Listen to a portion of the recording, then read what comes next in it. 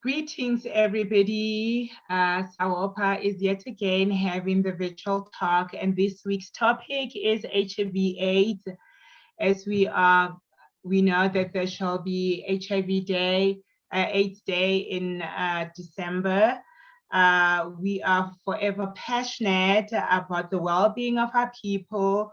We would like to just keep you informed so that you make informed decision in terms of your nutrition and fitness. My name is Thongs from Zealous Movement. And as I always say, you are what you eat, and it can happen that you are able to fight, or you can be restored, or you can be able to live with whatever disease you've got. Please, may I have the first slide? As I've mentioned, we will be speaking about HIV and AIDS, and I will be tackling the nutrition and HIV and AIDS. Please, may I have the next slide? We are seeing the relationship between HIV and nutrition. We are seeing the relationship between HIV and nutrition. Nutrition is actually the most important of all of them, of all the disease. Before you even get the disease, you get to, when you're eating right and get it right with the nutrition, you may not even have to suffer any of the diseases, but while you are, when we speak about nutrition, it's very important. In this instance, any immune impaired as a result of HIV/AIDS leads to malnutrition, and malnutrition will lead to immune impaired, worsen the effects of HIV, and contributes to more rapid progression to AIDS.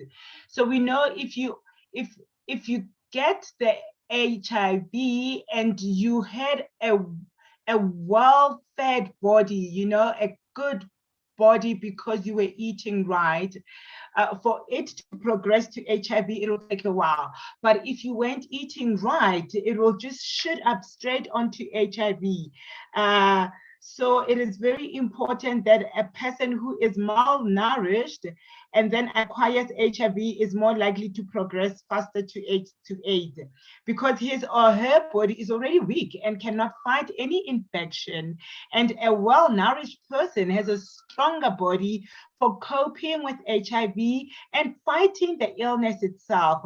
On this figure 1, it illustrates the relationship between HIV and malnutrition. While people with HIV and AIDS have special nutritional needs, it is important to note that all people will benefit from adequate nutrition, as I've mentioned. I mean, good nutrition increases the resistance to infection and disease, and it improves energy, that makes a person generally stronger and more productive, and we do know that when you have malnutrition, that's when you've got that swollen body and feet, pale skin, eyes, hair, lack of blood, underweight, thinness, and muscle wasting, So when you have a reduced food intake, as adults, you suffer from appetite loss. Therefore, you get anorexia and have difficulty eating. They eat less and fail to meet their dietary requirements, and especially when you're taking medication, then the immune system, it fights with the medication, and then you lose the appetite. So you ought to be very careful here and know what to eat in smaller quantities so that you are able to nourish the food, And I mean, depression may be dealing with a fatal disease and a possible social stigma that can also cause people to lose their appetite and reduce their food intake. Obviously, when your mind is not right, it is difficult to eat. But I said, not all hope is lost. You are able to drink liquids, you are able to have smoothies, you are able to take care of your body in other ways as much as you are not eating. And you get some poor absorption of food that will affect how the body uses the foods that are consumed, that will be resulting in absorption of nutrients. You need your protein, your carbohydrates, your fats, your vitamins, minerals, and water. So poor absorption of these nutrients accompanies diarrhea, which is common with HIV infection, and you know, when you are losing those nutrients due to diarrhea, therefore the body is not able to absorb. And always medication will be a problem to take because it will be just passing through, you know. And obviously you get the change in metabolism with the poor nutrient absorption, and individuals may not be able to digest food efficiently, and therefore the body may not be able to use the nutrients properly, you know, those fats, carbohydrates, and protein, and therefore it may turn into a chronic infection or illness, such as fever and infection that accompany the HIV, is to greater nutrient requirements and poor use of nutrients by the body. And, you know, that can be a chronically ill, that may have a reduced appetite, which leads to reduced food intake and weight loss. Please, may I have the other slide? And when we are talking, there are multiple positive impacts for people living with HIV and AIDS. You know, we need to prevent malnutrition and wasting, achieve and maintain optimal body weight and strength. As I've mentioned, all of those, I mean, they would lead to weight loss, but you want to keep your optimal body weight and strength. I mean, you get your strength from your food, you know, and we need to enhance the body's ability to fight opportunistic infections. You can only be able to do that when you feed the body, you know, and it may help with the delay of the progression of HIV and improve the effectiveness of drug treatment and improve the quality life. Please, may I have the next slide? So it is very important that when we are going through all of those, the anorexia, the diarrhea, the fever, all those kind of impacts that may be brought again by the HIV. So you need to be able to eat well, you know, so that we may prevent all of that. It is very sadly with the African people, and I'm talking about the people that are in poor communities, they may struggle in terms of eating right, because the food that one needs to be eating while infected and living with HIV/AIDS, you need a strict diet that will be feeding the body, you know. As I've mentioned, the body needs those nutrients, and you need those vegetables, you need those fruits. So this is where we get to have that eat from our garden project that one can do at home, one can do with some of the people, the community members. You know, we adapt, we get very innovative in terms of eating, especially the greens. And the greens, when you plant them, they just spring out. I mean, the more you cut that spinach, the more it grows. When you have that cabbage, you know, that kale, so the green beans, you know, so we ought to be very intentional in this term so that you don't find yourself eating the white rice, you know, the white bread. You don't find yourself eating a lot of carbohydrates that will actually increase your body weight, and we want to maintain that body weight. Please, may I have the next slide? We want to see ourselves eating very healthy there, so that we are able to know that we are feeding the body in the most nutritional way ever, coping with HIV, nutrition, and other strategies for living positively. So you get to have the proteins and minerals that are found in bodybuilding foods, just like protein from cell repair and growth nutrients, such as iron for blood and calcium for phosphorus for strong bones, and then that protein will help to build bones and cells that are important for growth and development, that will help fight infection and repair the body during times of illness, and are obtained from where? From your beans, your lentils, your cowpeas, your pigeon peas, your ground nuts, your milk products, those yogurts, cheese. And for infants, this is part 1 of HIV. Next week, I'll do part 2, and I'd like to concentrate on pregnancies and infants, So here for infants, breast milk will be very vital. And then we've got animal food, that is fish, eggs, chicken without skin. We've got pork and beef. And be careful when it comes to cereal. We don't want those pre-packed cereals, as they contain artificials, preservatives that are not good for the body, and that will complicate the intake of the drugs that one is taking. So you want to have your wheat, your maize meal, and that is the one that you need to cook, your oats, So here you are better off eating extremely nutritional meals, and you cook your food, nothing pre-packed, nothing from cans, and nothing frozen, actually, So we want to get the nutrients from those whole food. And animal products are important source of your nutrients.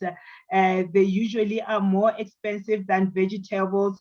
So my good source is here. You eat more of the vegetables, and consuming of the legumes and the cereal, those pubs, it's recommended, So a food rich in macronutrients such as the vitamin A, vitamin B, vitamin C, and vitamin D, and minerals such as iodine, the zinc, and the iron are called the protective foods.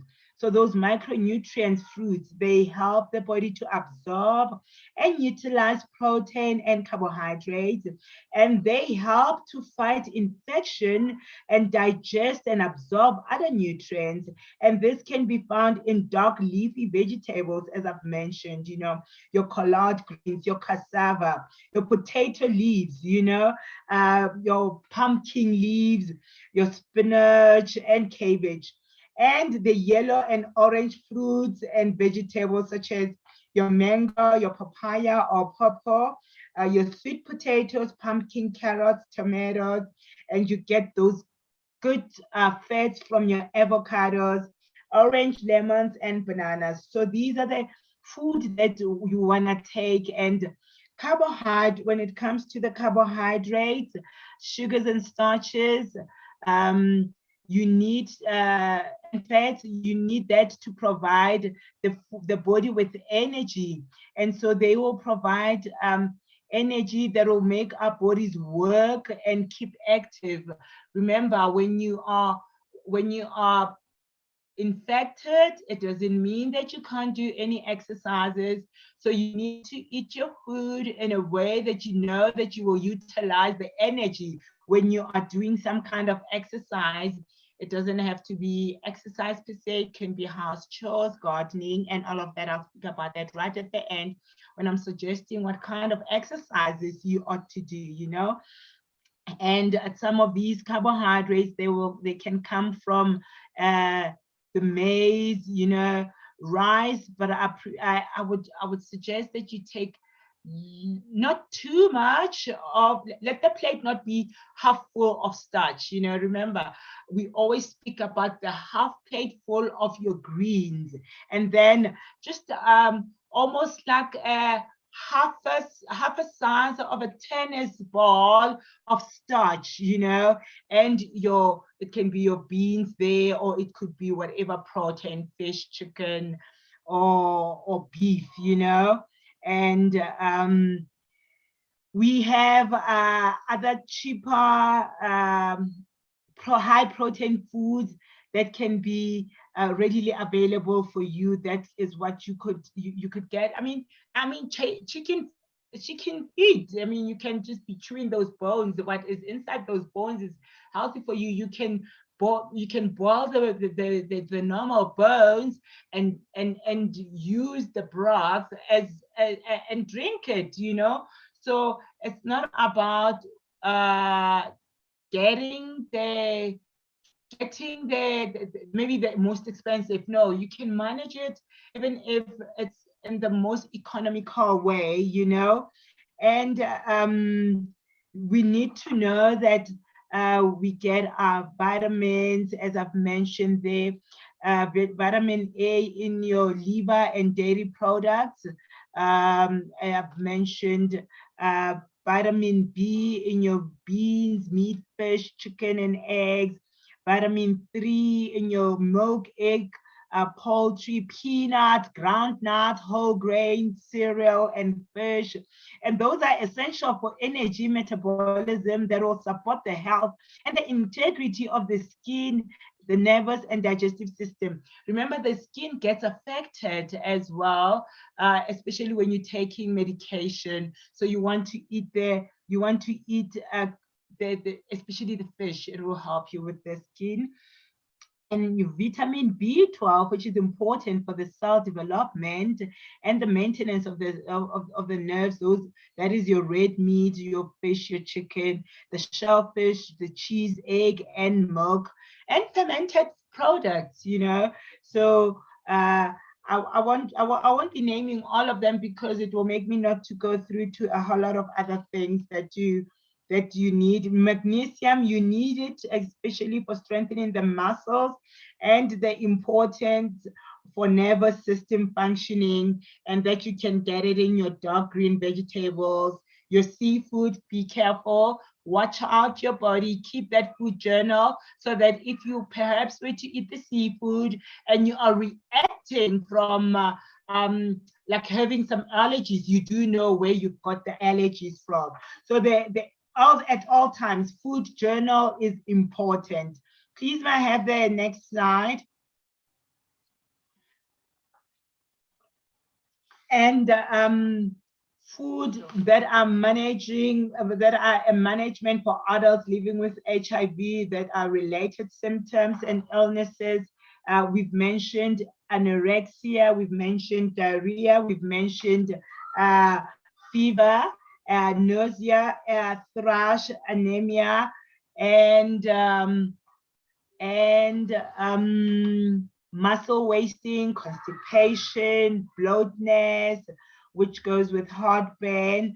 So I'll just go bit by bit. Okay, for anorexia, it says try to stimulate appetite by eating favorite foods, you know, eat small amounts of food more frequently, and select foods that are more energy dense, and avoid strong smelling food, you know, because if you lose appetite, it is due to the illness and it is due to the medication that you are taking.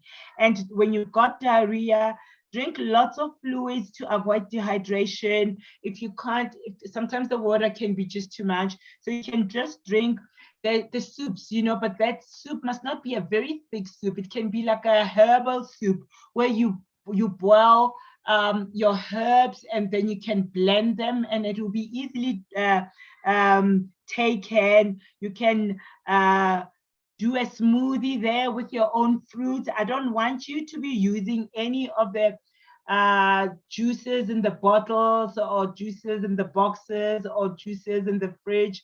Make your own juice, or rather infuse your own water, and you want to take boiled water in terms of this diarrhea. So drink juices and avoid citrus when you've got this diarrhea. Consume rich food that are high in fiber to help you retain the fruits, the fluids, And then it says eat starchy food.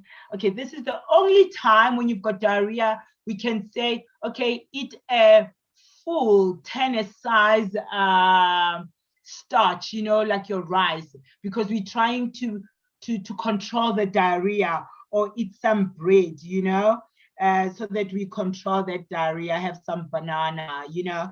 So you need to know your body, and because this will be an on and off thing because of the medication, and depending on the reaction of the body. When you change from one medication to another, as you get better, it will go back again. And what you suffered before may definitely be different from the other one, because the medication is different, you know. And you can limit the intake of the gas forming foods, such as the cabbage, onion, carbonated. Do not take carbonated soft drinks, please. At all times, never take all of that. And when you've got fever, you can eat your rich food that gives you energy and nutrients, like your maize, your potatoes, and especially the carrots. The brighter, for me, the more the rainbow colors, the better. You can just indulge in those. Drink plenty of liquids. Drink teas from you know, make those herbal teas, you know. Get to drink the ginger tea, you know, homemade ginger tea, lemon water there, you know, and then drink more than you would usually drink, you know. And these fluids will prevent dehydration, particularly the boiled water. So you want to boil water, and then you can bath in cool water, and rest. Rest is very important at all times, you know. Sometimes our body just needs to rest. And in terms of rest, I'm not talking just the body, I'm taking the mind as well. Take off the fact that you are not feeling well, you know. Rest.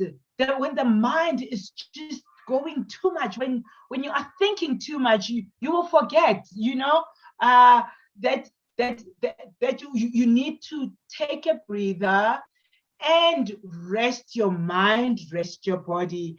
We've got nausea and vomiting. So as I say, you eat. Try never to eat sweetened stuff, you know, anything that's containing sugar. Remember, we want to keep your body, because with the medication treatment, we don't know what your body is reacting on. So you try and not take anything sweet, and you eat lightly salted or dry foods like the crackers. When I say lightly salted, I mean it literally very lightly salted, because you will need that little bit of salt because of the taste, you know. So those crackers, that's a good time to be having that. Avoid those spicy and fatty foods. I mean, you can imagine when you eat fatty food, you will feel more nauseous. And when you've got thrush, you know, on your throat or inside your mouth, you can mash your food. You can have your scrambled eggs, you know, have soup, eat porridge. Don't say I'm not eating because I've got thrush. No, avoid spicy food, you know, because spicy food will affect the sores in your mouth. And avoid those citrus foods and citrus juices, and definitely avoid alcohol, and seek medical attention if that happens, you know. So you must use a spoon or a cup to eat small amounts of food because of the irritation, and continue to rinse your mouth with boiled water with a little bit of salt inside, you know, just to reduce the irritation and keep the infected areas clean, so that the yeast cannot grow even bigger, you know. Continue to drink those liquids. Okay, please may I have the other slide? Actually, I was on the other slide. I forgot to say another slide. So I'm right there at the bottom on anemia. So when you have anemia, you must eat more iron-rich foods, such as your animal products, the fish, the eggs, the liver, you know, green leafies, fruit and vegetables, your legumes, the lentils, the nuts. You want to take the healthy oils, the olive oil, soya oil, flaxseed oil, avocado oil, you know, and find out from your doctor if you can take iron supplements if maybe you're not able to eat, because if this will be the best for you to be able to take your vitamin C, and then you can take that from your tomatoes and the orange juice to help with the absorption. Please, may I have the next slide? And then muscle wasting. This will increase food intake by increasingly quantities of food and frequency of consumption. You continue to eat small, frequent meals, you know, you eat soft liquid food for those sores in your mouth, you know, you increase your protein in diet. And when you've got constipation, when you continue to eat those greeny leaves that will fasten your metabolism, you have your fiber and your beans right there that will help you, and drink lots of plenty liquids that will help you. And drinking those plenty liquids are in pre-boiled water, very good for you, you know. Otherwise I would say buy, but the best way to have the cleanest water, you boil it and you know that there is nothing in it.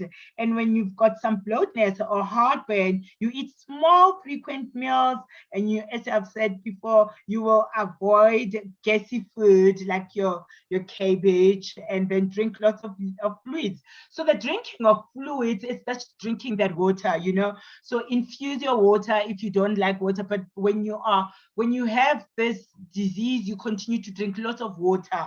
That is your best liquid you want to have. And then eating long enough before sleep so the food can digest, you know. Tuberculosis, consume foods like protein, energy, iron, and vitamins, and seek medical attention, you know, consult a medical personnel about the kind of, taking food with medication, and taking isoniazid for treatment, you know, vitamin B6, supplements to avoid the deficiency of the micronutrients, and the loss of taste. You know, you get loss of taste, especially with the tongues there, you know. So use flour enhanced, you know, enhancers like salt, spices, herbs, but I would say more of the herbs than the spices, because the spices you may not know what will happen into your mouth. And then chew your food well and move around, you know. Please, may I have the next slide? And this is my most favorite topic of them all, fitness. What can you do? You walk. You continue to do that 4 hours a week, you know. House chores, you know, I've mentioned the washing of the windows, the cleaning of the carpet, kneeling down, the cleaning, the sweeping outside, some garden work, you know, when you're using those gardening tools, aerobic exercises there. If you can, you know, you can do swimming as well. You need to feed those muscles with some strengthening workouts. I mean, a regular exercise is needed, especially when you are not feeling well. Remember, it's not about the energy. You get your energy from exercising, you know. So you get lifestyle modification, you change your program, you continue to want to do what? To be successful in taking medication, eating right, and keeping fit, you know. Physical activity, you want to keep your waist level down. Remember, what you eat, it's there, it gets stored there, so you eat nicely. Thank you very much. It was such a short time with such a lot of information. Sawopa yet again says, we'll see you next week with part 2. Thank you.